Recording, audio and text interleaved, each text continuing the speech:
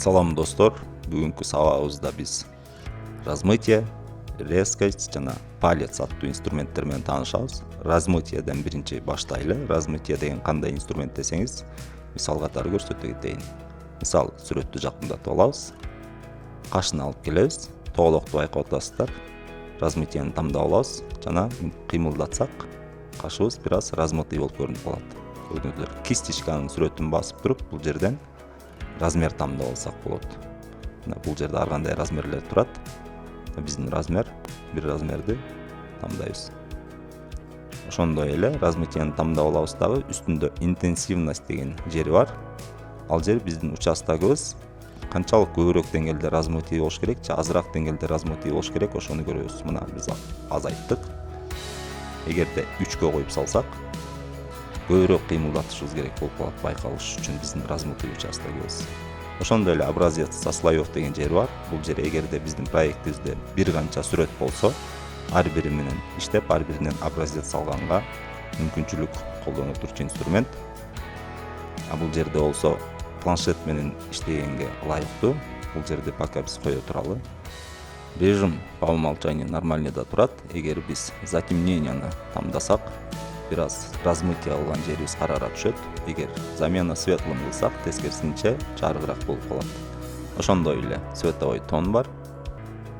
Насыщенность, цветность, яркость деген инструменттер менен иштесек болот.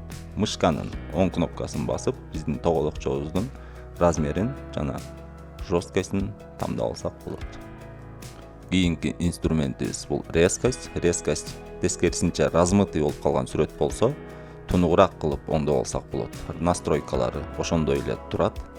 Бул жерден размерин өзгөртүп алабыз жана иштей баштайбыз. Өзүңүздөр көргөндөй, размерине жараша резкость колдонулуп атат. Бир аз азайтабыз. Иштейбиз көздөр менен. Резкость инструмент көбүнчө көздөргө колдонулат. Ошол себептен азыр көздөр менен көрсөтүп берейин. Мына зрачокторуна өзүнчө колдонсок болот. Бир аз азайтабыз. Зрачокко такайбыз. Чылдырып алабыз.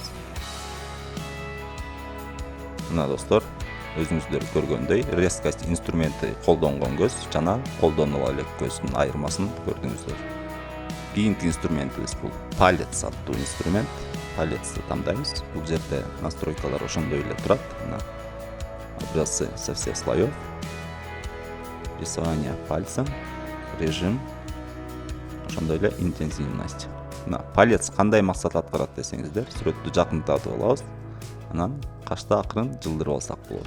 Бул инструмент менен биз беттеги объекттерди жылдырсак болот. Мисалы, размерди өзгөртүп алабыз, бир аз чоңойтуп коебуз, анан кашты өйдө тартып ордунан жылдырып койсок болот. Түзүлүшүн өзгөртүп кое алабыз. Эгерде размерин дагы көбүрөөк кылсак, көбүрөөк тартылат. Өзүңүздөр көрдүңүздөр. Бул инструмент менен көбүнчө элдер фигураларын жана денесинин башка бөлүктөрүнүн түзүлүштөрүн өзгөртүш үчүн колдонушат.